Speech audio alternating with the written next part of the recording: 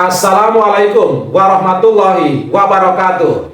Alhamdulillahirabbil alamin. Alhamdulillahi wala ilaha illallah. Alhamdulillahi wala haula wala quwata illa billah. Allahumma sholli ala Muhammad wa ala ali Muhammad. Hasbunallahu wa ni'mal wakil, ni'mal maula wa ni'man nasir. Ya Dzal Jalali wal Ikram. Insyaallah pada kesempatan kali ini saya akan menyampaikan tentang beruntungnya kaum muslimin. Selamat menyimak dan semoga bermanfaat. Saudara-saudaraku yang baik hati, Allah Subhanahu wa taala berfirman, "Innal insana khuliqa halu'a, idza massahu syarru jazua, wa idza massahul khairu manua, ilal musallin alladzina hum ala sholatihim daimun." Yang artinya, sungguh manusia diciptakan bersifat suka mengeluh. Apabila dia ditimpa kesusahan, dia berkeluh kesah. Dan apabila mendapat kebaikan berupa harta, dia jadi kikir. Kecuali orang-orang yang melaksanakan sholat.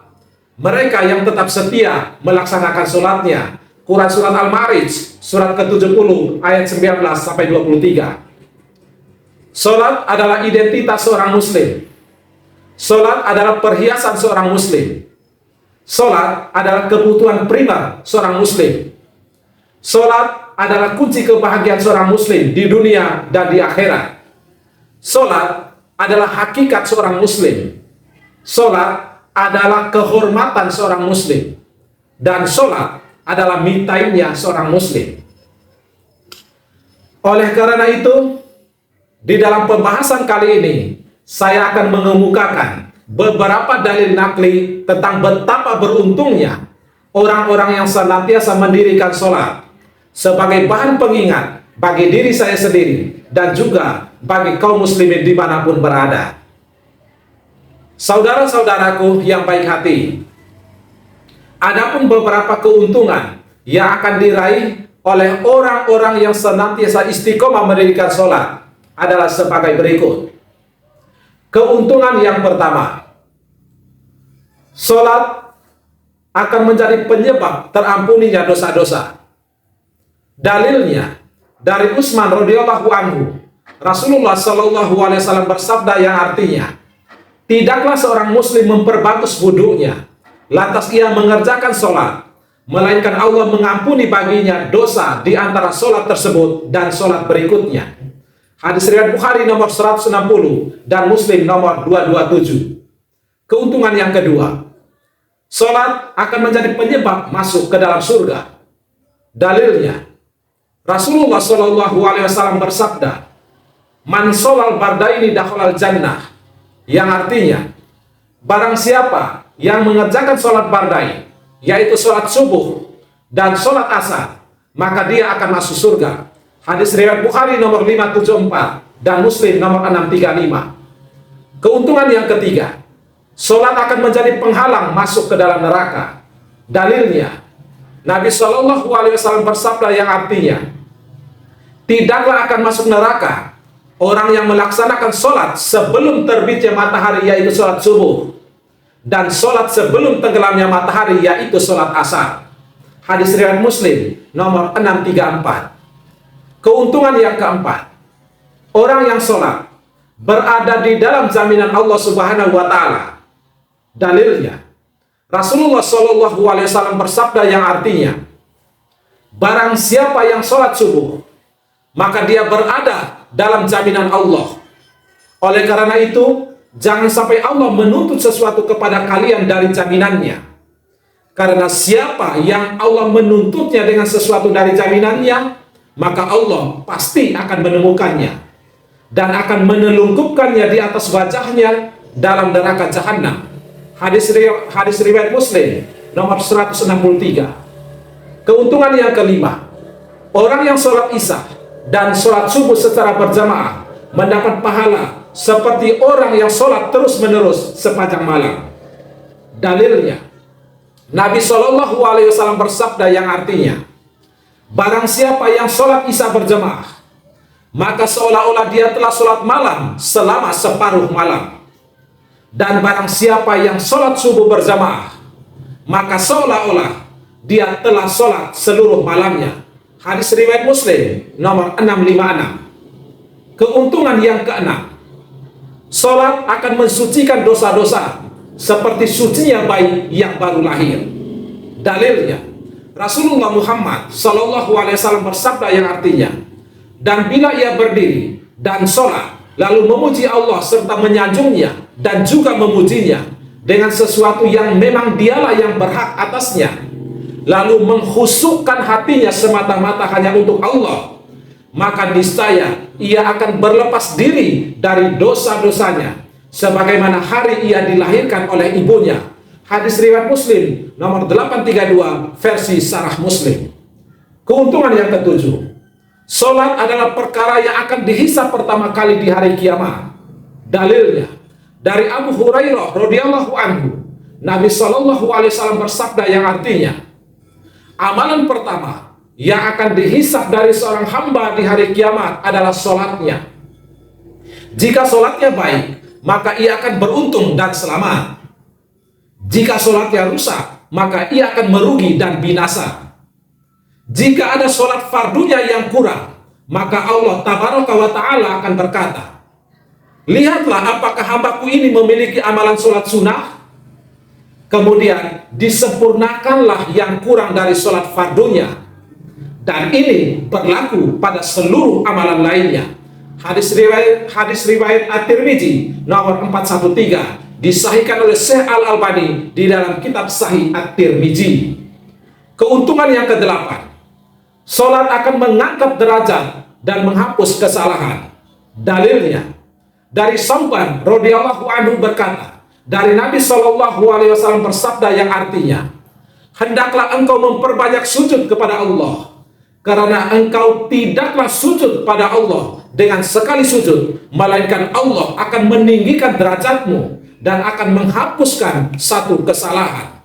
Hadis riwayat Muslim nomor 488. Keuntungan yang kesembilan, salat akan mencegah diri dari perbuatan keji dan mungkar. Dalilnya, Allah Subhanahu wa taala berfirman, wa aqimis shalah inna sholata tanha 'anil fahsya'i wal munkar wala dzikrullahi akbar wallahu ya'lamu ma tasna'un, yang artinya, dan laksanakanlah sholat, sesungguhnya sholat itu mencegah dari perbuatan keji dan mungkar, dan ketahuilah mengingat Allah dengan sholat itu lebih besar keutamaannya dari ibadah yang lain. Allah Maha mengetahui apa yang kamu kerjakan. Quran surat Al-Ankabut surat ke-29 ayat 45. Keuntungan yang ke-10, salat sebagai solusi atas segala problematika hidup bagi orang-orang yang beriman.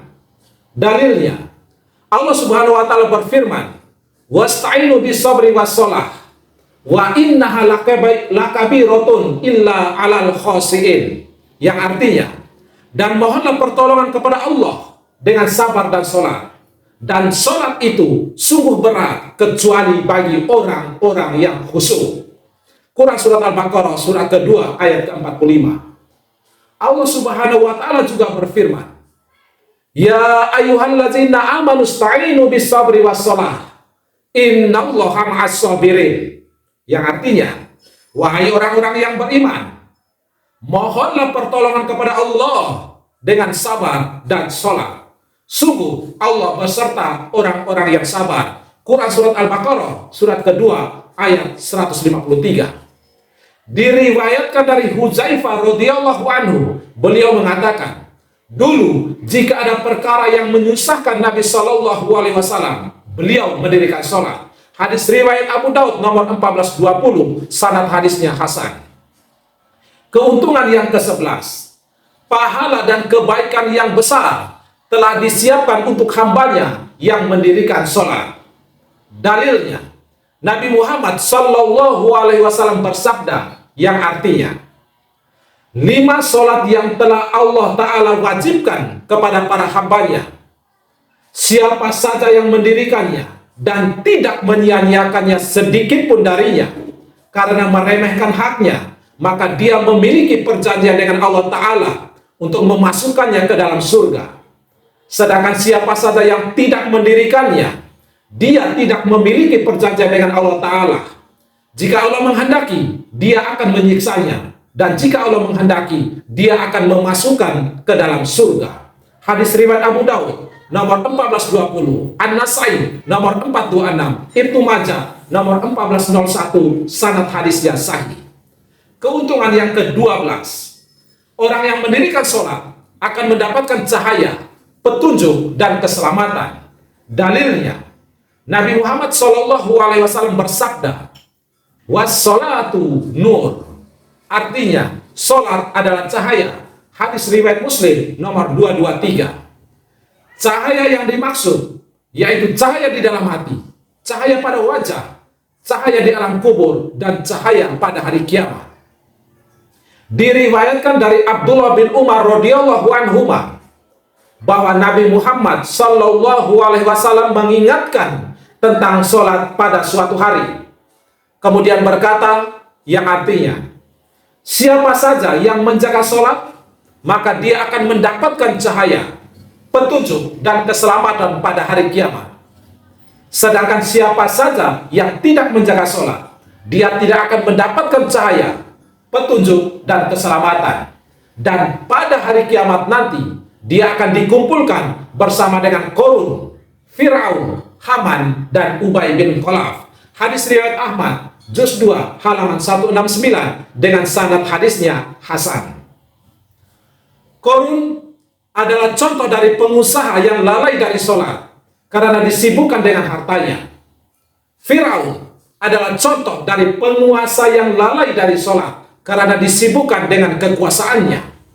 Haman, yang notabene-nya sebagai perdana menteri dari Fir'aun, adalah contoh dari pejabat yang lalai dari sholat karena disibukkan dengan jabatannya. Dan Ubay bin Khalaf adalah contoh dari pedagang atau pebisnis yang lalai dari sholat karena disibukkan dengan bisnis dan perdagangannya. Semoga kita terhindar dari perilaku seperti mereka. Selanjutnya, keuntungan sholat yang ke-13. Sholat adalah penggugur atas dosa-dosa kecil dan membersihkan kesalahan. Dalilnya, diriwayatkan dari Abu Hurairah radhiyallahu anhu. Beliau mendengar Rasulullah SAW bersabda yang artinya, "Bagaimana pendapatmu jika di depan pintu rumahmu ada sungai, lalu engkau mandi sehari 5 kali? Apakah tersisa kotoran di badannya?" Para sahabat menjawab, "La yabqa min daranihi syai'." Tidak akan tersisa kotoran sedikit pun di badannya. Lalu Rasulullah SAW bersabda, itu adalah permisalan untuk sholat 5 waktu. Dengan sholat 5 waktu, Allah Subhanahu wa Ta'ala menghapus dosa-dosa kecil. Hadis riwayat Bukhari nomor 528 dan Muslim nomor 283 dan nomor 667. Rasulullah SAW juga bersabda yang artinya, sholat 5 waktu, sholat Jumat ke sholat Jumat berikutnya adalah penggugur dosa di antara keduanya selama dosa-dosa besar ditinggalkan. Hadis riwayat Muslim nomor 233. Di dalam hadis lainnya disebutkan bahwa dari Utsman bin Affan radhiyallahu anhu bahwa beliau mendengar Nabi Shallallahu alaihi wasallam bersabda yang artinya, tidaklah ada seorang muslim pun yang menghadiri sholat wajib, yang membaguskan wudunya, membaguskan khusyuknya dan rukuknya, kecuali sholat tersebut menjadi kafaroh atas dosa-dosanya yang telah lalu selama dijauhi dosa besar, dan itu berlaku sepanjang waktu. Hadis riwayat Muslim nomor 228. Keuntungan sholat yang ke-14. Sholat adalah tiang atau pilar penopang atau penyangga untuk tetap berdiri tegaknya Islam. Dalilnya diriwayatkan dari Muaz bin Jabal, Nabi Muhammad SAW bersabda, "Rasul amri al-islamu wa amuduhu as-sholah." Yang artinya, inti atau pokok segala perkara adalah Islam dan tiangnya atau penopangnya adalah sholat. Hadis riwayat Tirmidzi nomor 2825 dikatakan sahih oleh Syekh Al-Albani di dalam kitab Shahih wa Dhaif Sunan At-Tirmidzi. Dalam hadis lainnya disebutkan juga dari Imran bin Husain radhiyallahu anhu, Rasulullah SAW bersabda yang artinya, pangkal dari semua perkara adalah Islam, dan tiangnya adalah sholat, dan puncaknya adalah jihad di jalan Allah. Hadis riwayat At-Tirmizi nomor 2616, An-Nasai nomor 11330, disahihkan oleh Syekh Al-Albani di dalam kitab Sahih At-Tirmizi. Keuntungan yang ke-15, sholat adalah penghubung yang paling kuat antara seorang hamba dengan Rabb-nya. Dalilnya diriwayatkan dari Abu Hurairah radhiyallahu anhu bahwa Nabi Muhammad SAW bersabda yang artinya, Allah Ta'ala berfirman, Aku membagi sholat untukku dan untuk hambaku menjadi 2 bagian. Dan untuk hambaku sesuai dengan apa yang dia minta. Ketika hamba berkata, Alhamdulillahirabbil alamin, yang artinya segala puji bagi Allah, Rabb semesta alam. Allah Ta'ala berfirman, hambaku memujiku. Ketika hamba berkata, Ar-Rahmanir Rahim, yang artinya yang maha pengasih lagi maha penyayang, Allah Ta'ala berfirman, hambaku menyanjungmu. Ketika hamba berkata, Maliki Yaumiddin, yang artinya yang menguasai hari pembalasan, Allah Ta'ala berfirman, hambaku memuliakanku. Dan terkadang Allah berfirman, hambaku memasrahkan urusannya kepadaku. Ketika hamba berkata, Iyyaka na'budu wa iyyaka nasta'in, yang artinya hanya kepada Engkau kami menyembah dan hanya kepada Engkau kami meminta pertolongan, Allah Ta'ala berfirman, ini adalah antara aku dan hambaku, dan untuk hambaku apa yang dia minta.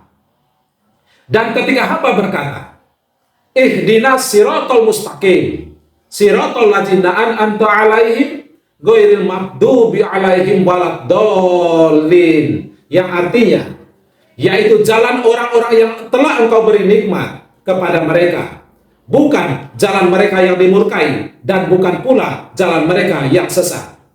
Allah Ta'ala berfirman, ini adalah untuk hambaku dan untuk hambaku sesuai apa yang dia minta. Hadis riwayat Muslim nomor 395. Keuntungan sholat yang ke-16, orang yang sholat akan mewarisi surga Firdaus.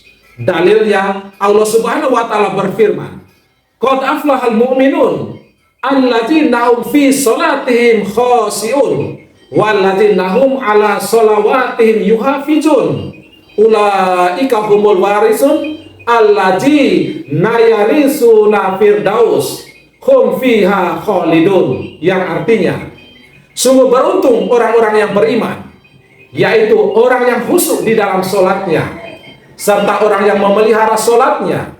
Mereka itulah orang yang akan mewarisi, yakni yang akan mewarisi surga Firdaus. Mereka kekal di dalamnya. Quran surat Al-Mu'minun surat ke-23 ayat 1, ayat 2, ayat 9, ayat 10, dan ayat 11. Dan keuntungan yang ke-17 yaitu sholat adalah ciri khas orang yang beriman kepada adanya kehidupan akhirat. Dalilnya Allah Subhanahu wa Ta'ala berfirman, walladzina yu'minuna bil akhirati yu'minuna bihi wa hum ala sholatihim yuhafizun, yang artinya orang-orang yang beriman kepada kehidupan akhirat tentu beriman kepadanya, yaitu Al-Quran, dan mereka selalu memelihara sholatnya. Quran surat Al-An'am surat ke-6 ayat ke-92. Saudara-saudaraku yang baik hati, demikianlah pembahasan saya kali ini.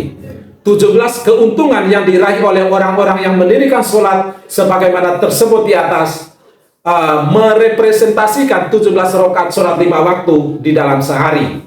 Allah Subhanahu wa Ta'ala berfirman, Ya ayyuhalladzina amanu taqullah wal tanzur nafsum ma qaddamat ligad wa taqullah innallaha khabirum bima ta'malun wala takunu kalladzina nasullaha fa ansahum anfusahum ulaika humul fasiqun la yastawi ashabun nari wa ashabul jannati humul faizun, yang artinya, wahai orang-orang yang beriman, bertakwalah kepada Allah, dan hendaklah setiap orang memperhatikan apa yang telah diperbuatnya untuk hari esok, yaitu hari akhirat, dan bertakwalah kepada Allah. Sungguh Allah Maha mengetahui terhadap apa yang kamu kerjakan.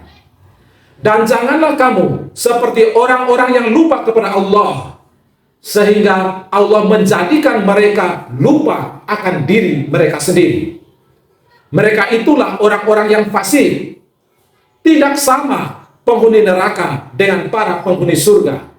Para penghuni surga itulah orang-orang yang memperoleh kemenangan. Quran surat Al-Hasr surat ke-59 ayat 18-20. Mari kita lebih serius lagi memperhatikan dan menjaga sholat kita. Jadikan sholat sebagai kebutuhan, bukan sekedar kewajiban. Yakinlah, ketika kita berusaha dengan maksimal untuk memperbaiki kualitas dan kuantitas sholat kita, maka Allah Subhanahu wa Ta'ala pasti akan memperbaiki kualitas dan kuantitas hidup kita.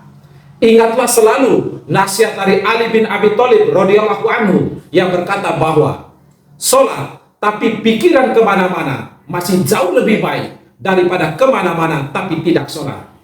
Semoga Allah Subhanahu wa Ta'ala senantiasa menolong kita untuk selalu mendirikan sholat, baik sholat wajib maupun sholat sunnah, dan semoga kita termasuk hamba-hambanya yang musallin. Amin ya rabbal alamin. Akhirul kalam. Subhanakallahumma wa bihamdika asyhadu an la ilaha illa anta astaghfiruka wa atubu ilaik. Barakallahu fina. Semoga Allah meridhoi kita semua, memberkahi kita semua.